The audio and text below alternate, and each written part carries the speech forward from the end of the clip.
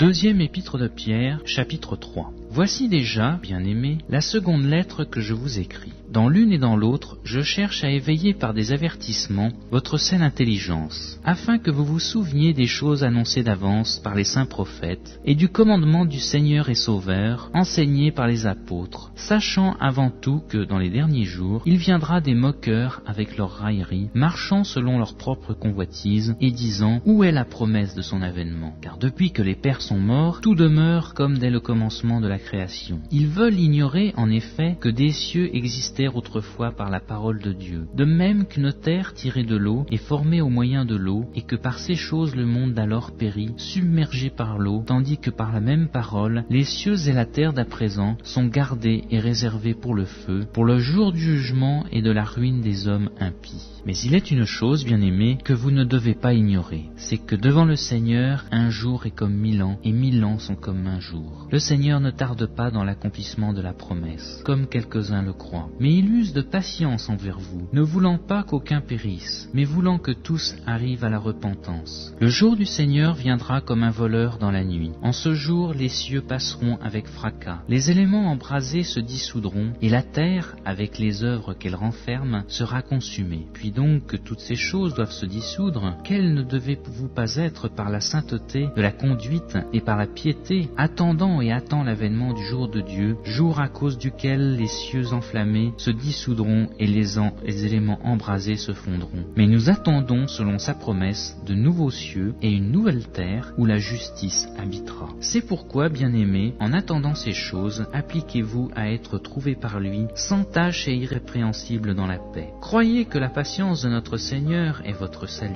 Comme notre bien-aimé frère Paul vous l'a aussi écrit, selon la sagesse qui lui a été donnée. C'est ce qu'il fait dans toutes ses lettres, où il parle de ces choses, dans lesquelles il y a des points difficiles à comprendre, dont les personnes ignorantes et mal affermies tordent le sens, comme celui des autres Écritures, pour leur propre ruine. Vous donc, bien-aimés, qui êtes avertis, mettez-vous sur vos gardes, de peur qu'entraînés par l'égarement des impies, vous ne veniez à déchoir de votre fermeté, mais croissez dans la grâce et dans la connaissance de notre Seigneur et Sauveur Jésus-Christ. À lui soit la gloire, maintenant et pour l'éternité. Amen.